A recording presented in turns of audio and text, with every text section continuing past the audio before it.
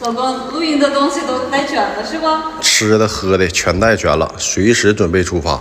那咱们就走吧，出发吧。 Go， 都保重好。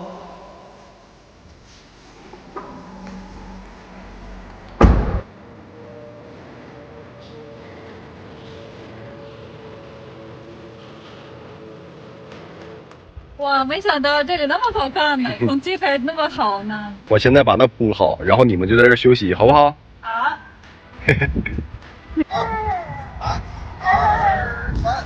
好。哦。我看着不错呀，挺好，他俩在那坐，挺开心。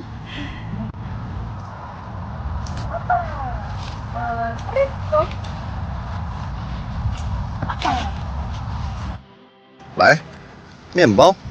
不是，我们出来露营，你带那么多面包干啥呀？咋的？你忘本了是不是？这不是俄罗斯人主食吗？再说咱出来玩，不得什么方便来什么？你先吃啊，你们先吃，我再去忙点别的啊。有事喊我。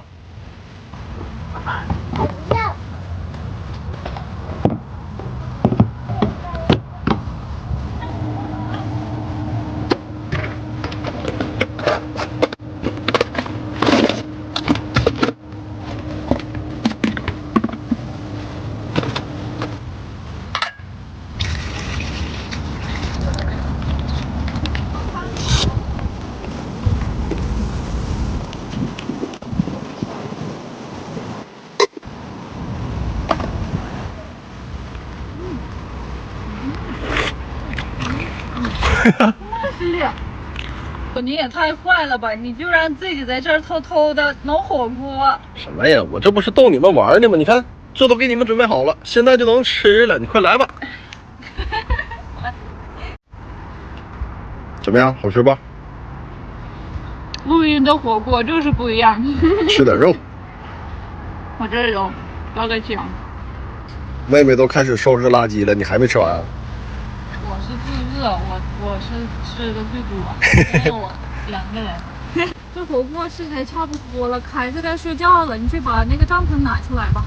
那玩意儿多麻烦呐！咱们这个山海 L7 Plus 不是有大床模式吗？我现在去给调一下就完事儿了呗。可以啊。大床模式将在5秒后开启。又爆雷。